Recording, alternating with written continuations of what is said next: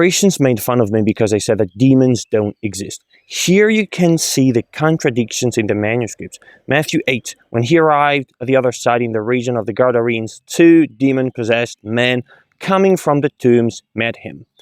But in Mark 5, the 2 men become one. A man with an impure spirit came from the tombs to meet him.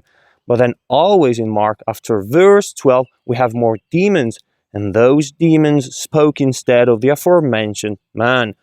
The demons begged Jesus, "Send us among the pigs. Allow us to go into them." He gave them permission, and the impure spirits came out and went into the pigs.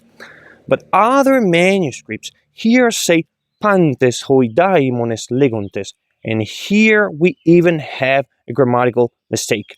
Demons is plural but masculine instead of neuter, but always in Mark 5, a few verses before, for Jesus had said to him, "Come out of this man, you impure spirit." So in Matthew 8, we have 2 men that are demon-possessed, but in Mark 5 verse 8, there is 1 unclean spirit.